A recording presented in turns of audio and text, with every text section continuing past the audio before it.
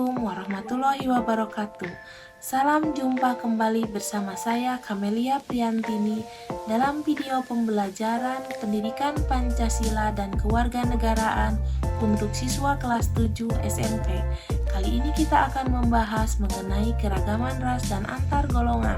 Baiklah anak-anak, sebelum melanjutkan ke materi, Ibu mau mengingatkan kembali peta konsep kebinekaan Indonesia. Peta konsep kebinekaan Indonesia terbagi menjadi 6 sub, yaitu 1.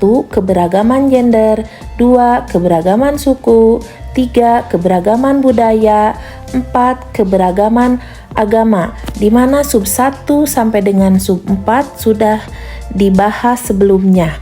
Untuk kali ini kita akan membahas keberagaman ras dan antar golongan. Adapun tujuan pembelajarannya, peserta didik mampu menghargai dan menjelaskan keberagaman ras dan antar golongan di Indonesia. Apa yang kamu pahami dari keberagaman ras dan antar golongan? Kira-kira apa ya? Keberagaman ras dan antar golongan.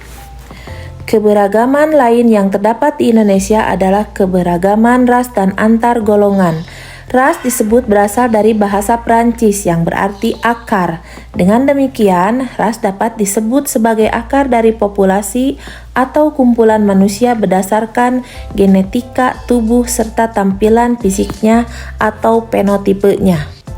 Selain ras, keragaman juga terdapat pada antar golongan masyarakat. Kalian tentu tahu bahwa di masyarakat ada golongan-golongan. Baik golongan berdasarkan pilihan politik, kemampuan ekonomi, maupun dari kegiatannya sehari-hari. Semua itu membentuk kebinekaan Indonesia. 1. Keragaman ras. Perhatikan fisik teman-temanmu di sekolah. Samakah warna kulit mereka semua atau berbeda-beda? Begitu juga matanya, rambutnya, hingga bentuk tubuhnya. Warna kulit, bentuk rambut, bentuk mata, hingga bentuk tubuh setiap orang berhubungan dengan ras masing-masing. Masyarakat di Indonesia terdiri atas 2 ras besar, yakni ras Mongoloid Melayu di wilayah barat serta Melanesoid Papua di timur. Ras Mongoloid Melayu merupakan ras utama suku-suku besar di Sumatera, Jawa, Kalimantan, hingga Sulawesi. Ras ini berkulit coklat kekuningan dengan rambut lurus dengan tubuh agak kecil. Sementara itu, ras Melanesoid Papua menyebar dari Papua hingga Maluku, terutama di Kepulauan Kei dan Aru. Ras ini berkulit coklat kehitaman, berambut keriting, dengan tubuh agak gempal. Di wilayah pesisir Papua hingga Maluku, ras Mongoloid Melayu dan Melanesoid Papua telah bercampur selama berabad-abad. Campuran ras juga terjadi di daerah Nusa Tenggara Timur antara ras Mongoloid Melayu dan ras Australoid yang masih berkerabat dengan ras Melanesoid Papua. Maka banyak suku di Nusa Tenggara Timur berciri seperti berada di antara ras Mongoloid dan Melanesoid. Beberapa suku kecil seperti Mentawai, Enggano, Kubu, dan Sakai di Sumatera hingga orang Tomuna di Pulau Muna Sulawesi Tenggara disebut memiliki ras yang berbeda, yakni Wedoid. Ras ini serupa dengan ras orang-orang Sri Lanka. Ras ini juga sudah bercampur dengan ras Mongoloid Melayu.